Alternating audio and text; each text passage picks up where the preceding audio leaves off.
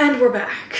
Welcome back to another installment of cleaning out my Goodreads TBR because I have too many books on my Goodreads Want to Read list, and in order for it to be a more functional list of books that I actually want to read, I have to go through it and delete books that I'm realistically never going to read. Hey y'all, welcome back to my channel. Hi, hello, how are you? How has your week been? If you are new here, this is my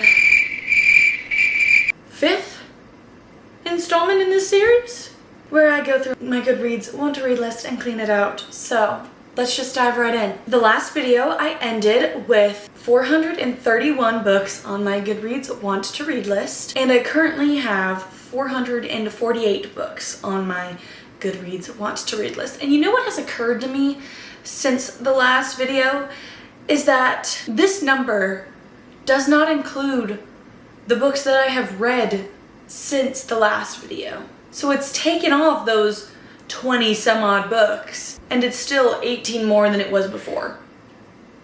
Belladonna, the first book in the Belladonna series by Adeline Grace. One of my really good friends is currently reading this book. I'm not gonna lie, I'm not super into like paranormal books, and this one has like death personified, so I'm not too sure about it. But I mean, Bestie Kate, we love her. She's made an appearance on this channel. She loves it, and I really trust her book opinions, so I'm gonna leave it. Calculated, number 1 in the Calculated series by Nova McBee. Set in Shanghai and Seattle, Calculated is a gritty modern-day blend of The Count of Monte Cristo and Mission Impossible.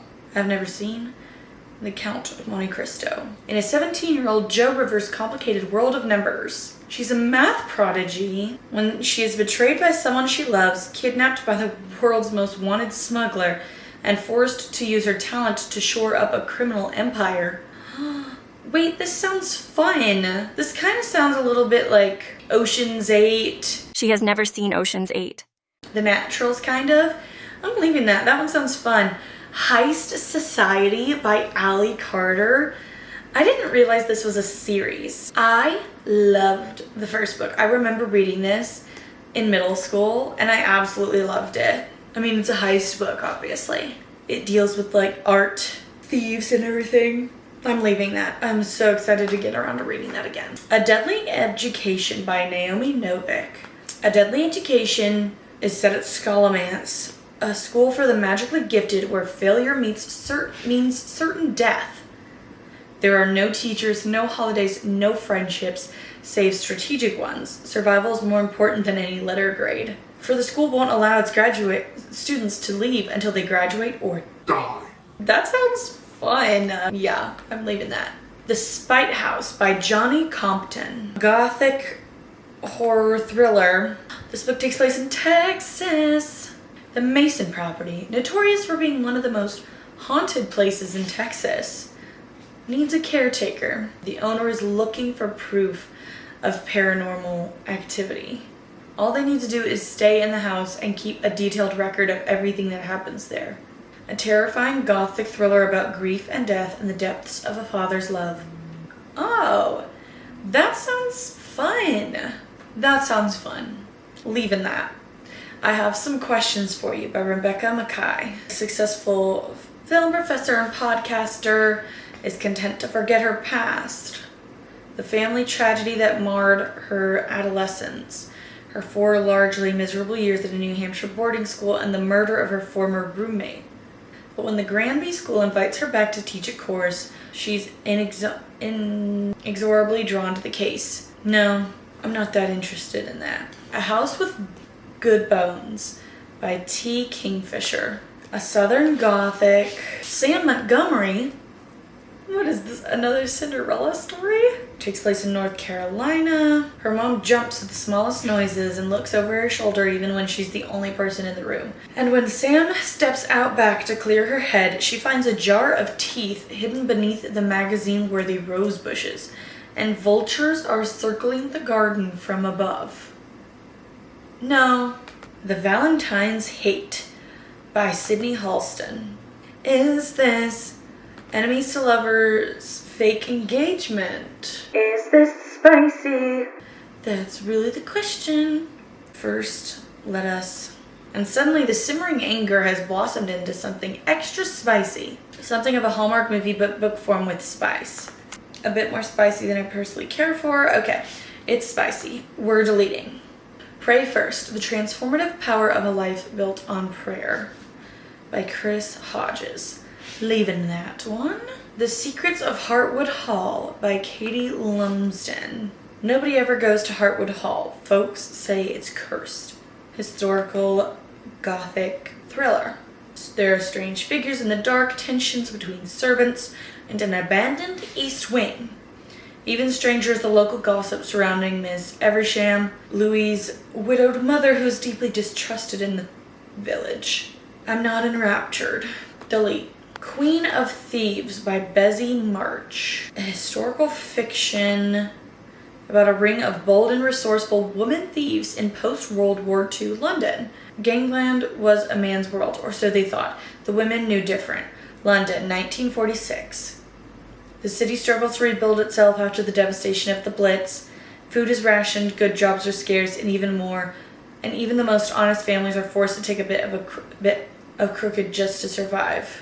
Alice Diamond rules over her all-female gang with a bejeweled fist. Nah, what is this? All That Is Wicked, a Gilded Age story of murder and the race to decode the criminal mind. Oh, Kate Winkler Dawson. The story of Edward Roloff, a serial murderer who was too intelligent to be killed, and the array of 19th century investigators who were convinced his brain held the key to understanding the criminal mind. So this is true crime. That's fun. I've never actually read a true crime novel. So leaving that. Uncanny Times, the first book in the Huntsman series by Laura Ann Gilman. Huntsmen, according to the church, were damned. Their blood unclean, unholy. Yet for Rosemary and Aaron Harker, the church was less important than being ready to stand against the uncanny. The last time I read a book about monster hunters, I actually hated it. The Mortal Instruments series. So we're going to play it safe and delete that. The Kind Worth Saving. This is the second book in the Henry Kimball series by Peter Swanson. So we're just going to go ahead and delete that because it's not the first in a series. The City of Dusk by Tara Sim. The Four Realms, life, death, light, and darkness, all converge on the City of Dusk. For each realm there is a god, and for each god there is an heir.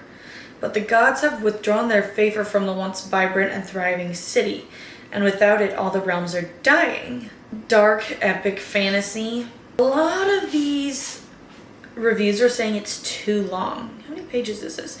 576 pages for the first book in a series? No thanks. Delete. 7% of Roe Devereaux by Eleanor Clover. A young adult contemporary romance. A clever, charming, and poignant debut novel about a girl who must decide whether to pursue her dreams or preserve relationships, including a budding romance with her ex-best friend when an app she created goes viral. Roe Devereaux can predict your future, or at least the app she built for her senior project can. Working with her neighbor, a retired behavioral scientist, Roe created an app called MASH, designed around the classic game mansion apartment shack house, that can predict a person's future with 93% accuracy. That sounds fun. I'm leaving that. This Is Not a Personal Statement by Tracy Badua. Propulsive standalone YA novel about a teen who, after getting rejected from her dream college, forges her own acceptance and commits to living a lie. So she's pretending to go to this school. Oh no, this might not be a personal statement, but it is a personal attack. I'm not reading some great reviews on this, so we're gonna go ahead and get rid of it. Reggie and Delilah's Year of Falling by Elise Bryant.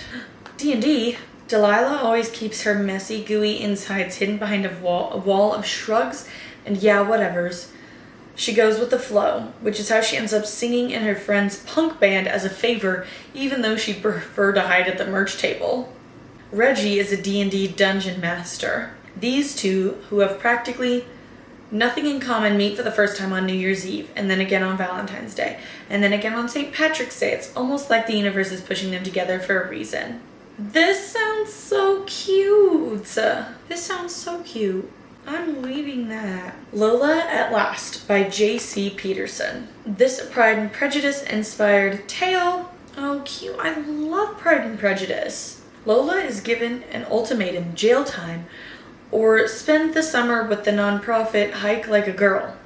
Flower Heart by Catherine Bakewell. Cozy Mystery. Nope, you've lost me. Karma of the Sun by Brandon Ying Kit Bowie. 6 Suns, 6 Lasts in the Sky, a 7th one and the Earth Will Die. In the isolation of the Himalayas, the snows still fall, but they are tinged with the ash of a nuclear winter. The winds still blow, but they wail with the cries of ghosts. The people of the Tibetan Plateau, civilians' final survivors, are haunted by spirits and terrorized by warlords. The last of the 7 prophesied cataclysms is at hand. Young Karma searches for a father who disappeared 10 years earlier, presumed dead. It's dystopian science fiction fantasy. That sounds fun. Leaving that. A Wilderness of Stars by Shay Earnshaw. Paranormal. What Vega keeps to herself is that she is the last astronomer, a title carried from generation to generation, and she is the only one who carries the knowledge of the stars. I'm bored. No. Delete. The Wedding Ranch by Nancy Nagel. Does this have spice in it? 2 people get a second chance at love. A mastiff puppy. Oh, it's faith-based. Wait, is this Christian fiction? It is! Leaving that, that's fun.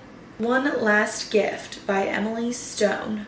One last gift from her brother might give her another chance at life and at love in this epic holiday romance. First things first, does it have spice? I don't think so. I have so many Christmas books I want to read, and this one's not on my Christmas TBR, so we're just gonna delete that one. Sorry. The Man I Never Met by L. Cook. Is it possible to love someone you've never met? A young woman finds out in this sweeping will they or won't they love story that begins with a chance wrong number dial. This is so unrealistic because no one answers an unknown phone call. And then what, so they chat and then he just starts texting her? No. The Black House by Carol Johnstone. An atmospheric thriller set on an isolated Scottish island where nothing is as it seems and shocking twists lie around every corner. I'm bored. The Davenports by Crystal Marcus. Historical fiction. I have wanted to read this one for a while. The Davenports offers a glimpse into a period of African American history often overlooked, while delivering a totally escapist, spoon-worthy read. Inspired by the real-life story of C.R. Patterson and his family. That's fun. I like it when books and movies are based on real-life stories. Okay, Bleeding Heart Yard, the 3rd book in the Harbinder Cower series. Delete. Why is Malibu Rising on here? I've read that book, so I guess we'll delete it. Alias Emma by Ava Glass. A spy thriller. This is giving Argyle vibes. No. All That Is Mine I Carry With Me by William Landay. A mother vanished. A father presumed guilty. There is no proof. There are no witnesses. For the children, there is only doubt. 10-year-old Miranda Larkin comes home from school to find her house eerily quiet. Her mother is missing. Nothing else is out of place. There's no sign of struggle. Her mom's pocketbook remains in the front hall in its usual spot. Jane's 3 children, Alex, Jeff, and Miranda, are left to be raised by the man who may have murdered their mother. Whoa. Juniper and Thorn by Ava Reed. A gothic horror. Oh, these names are already giving me the ick. No. Murder in the Hollows by Declan James. I bet I'm gonna get rid of this one. One small town's dark secrets lay hidden in the hollows. Rumors have swirled around Jake Cashin his whole life. Is he crazy like his father? Is it true they booted him out of the FBI right after he cracked a career-making RICO case? Was he dirty? Delete! Delete, delete, delete. No, thank you. Greenwich Park by Catherine Faulkner. I think this is the last one we're going to evaluate. Helen's idyllic life. A handsome architect husband, gorgeous Victorian house, and cherished baby on the way. Begins to change the day she attends her first prenatal class and meets Rachel. When Rachel threatens to expose a past crime that could destroy all of their lives, it becomes clear that there are more than a few secrets laying beneath the broad-leaved trees and warm lamplight of Greenwich Park. Delete. Okay, we got it down to 428 books. We're making a little bit of progress, guys. A little bit at a time. That's all you really need. Anyways, I hope you guys enjoyed this video. If you did, please give it a thumbs up to let me know that you guys enjoy this type of content. Subscribe to my channel for more bookish content in the future. I hope you guys enjoyed this day of Bookmas, and I will see you guys next time. Bye!